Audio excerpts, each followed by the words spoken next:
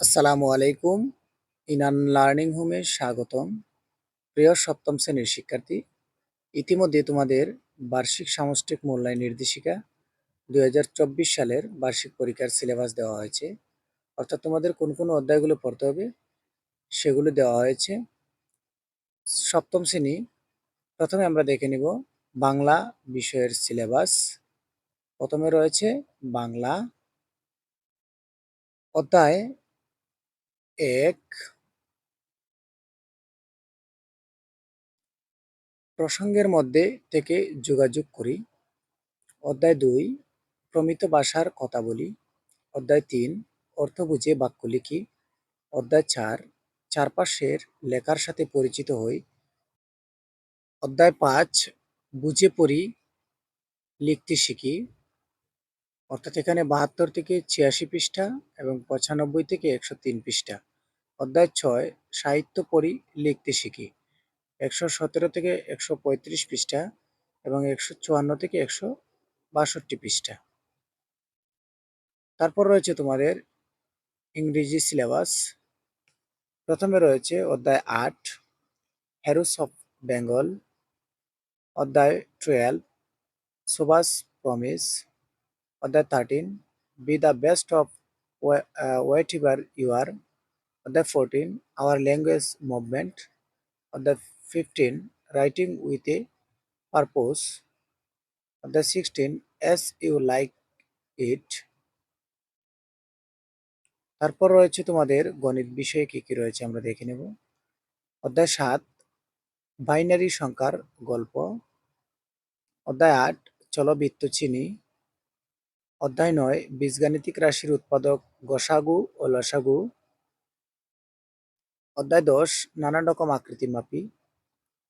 অধ্যায় 12, বীজগাণিতিক রাশির সমীকরণ। অধ্যায় 13, তথ্য অনুসন্ধান ও বিশ্লেষণ।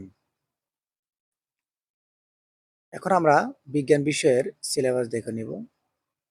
অনুশীলনী বই প্রথম যে পাঠটি রয়েছে ফসলের ডাক, এ অধ্যায়ের সাথে সংশ্লিষ্ট অনুসন্ধানী পাঠের বিষয়বস্তু হচ্ছে অধ্যায় 1, জীববৈচিত্র্য।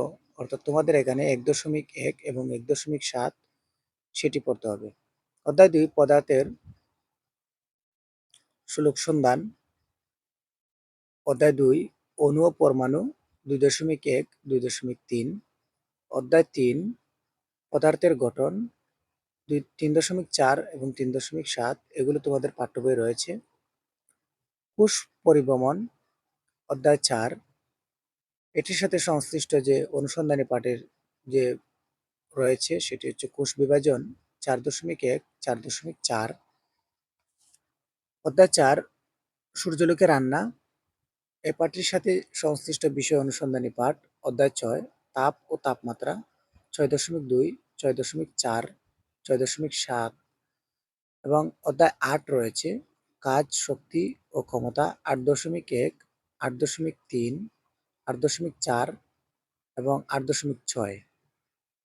অদৃশ্য প্রতিবেশী অনুশীলনী বইয়ের অধ্যায় 5, এটার সাথে সংশ্লিষ্ট বিষয় হচ্ছে অনুসন্ধানী পাঠের অধ্যায় 5, অণুজীব জগৎ 5.1, 5.5, সেটি তোমাদের পড়তে হবে।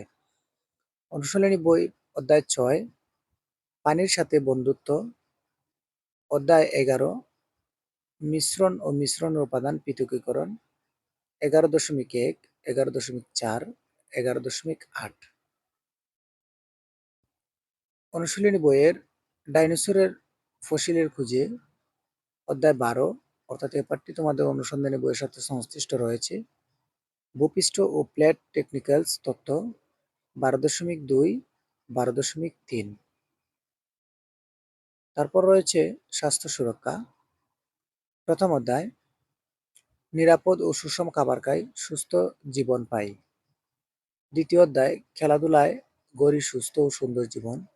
তৃতীয় অধ্যায়, রোগ মোকাবিলায় খুঁজে পাই সুস্থ থাকার উপায়। চতুর্থ অধ্যায়, কৈশোরের আনন্দযাত্রা। পঞ্চম অধ্যায়, বেড়ে উঠে মননে। সপ্তম অধ্যায়, যোগাযোগের সঠিকভাবে প্রয়োজন প্রকাশ করি। অর্থাৎ এই অধ্যায়গুলো তোমাদের পড়তে হবে। তারপর আমরা দেখব জীবন ও জীবিকা থেকে কি কি পাঠ দেওয়া হয়েছে। প্রথমত, আগামীর স্বপ্ন, আর্থিক ভাবনা, আমার জীবন আমার লক্ষ্য, দশে মিলে করি কাজ, skill course two, care giving one. অর্থাৎ এই পাঠটি তোমাদের পড়তে হবে। তারপর আমরা দেখব ইতিহাস ও সামাজিক বিজ্ঞান। প্রথম অধ্যায় হচ্ছে বাংলা অঞ্চল ও স্বাধীন বাংলাদেশ অর্থনৈতিক ইতিহাসের সন্ধানে। দ্বিতীয় অধ্যায় মুক্তিযুদ্ধের বিদেশি বন্ধুরা। তৃতীয় অধ্যায় সামাজিক রাজনৈতিক কাঠামো ও রীতিনীতি। চতুর্থ অধ্যায় টেকসই উন্নয়নে আমাদের ভূমিকা। পঞ্চম অধ্যায় সম্পদের কথা। তারপর আমরা দেখে নেব ডিজিটাল প্রযুক্তি সিলেবাস। অধ্যায় ১ শিখন অভিজ্ঞতা ২ বুদ্ধিভিত্তিক সম্পদের ব্যবহার। শিখন অভিজ্ঞতা ৫ আমি যদি হই রোবট। শিখন অভিজ্ঞতা ৭ গ্রাহক সেবায় ডিজিটাল প্রযুক্তির ব্যবহার। শিখন অভিজ্ঞতা ৮ যোগাযোগ নিয়ম মানি। এখন আমরা দেখব শিল্প সংস্কৃতি থেকে যে পাঠগুলো তোমাদের পড়তে হবে। প্রথমত অভিজ্ঞতার নাম স্বাধীনতা আমার। সংশ্লিষ্ট অভিজ্ঞতার বিষয়বস্তু হচ্ছে ব্যবহারিক, ছবি আঁকা মধ্য দিয়ে স্বাধীনতার অনুভূতি প্রকাশ, স্বাধীনতা বিষয়ক গল্প পাঠ, আবৃত্তি, গান, অভিনয়।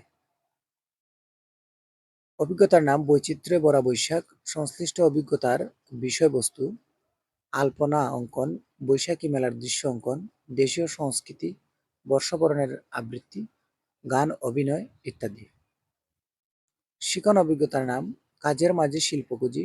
সংশ্লিষ্ট অভিজ্ঞতার বিষয়বস্তু দাদার তালে সৃষ্টি সুখের উল্লাসে আবৃত্তি, দাদরা তালে। প্রাণে প্রকৃতি ইসলাম শিক্ষা সিলেবাস। প্রথম অধ্যায় সম্পূর্ণ।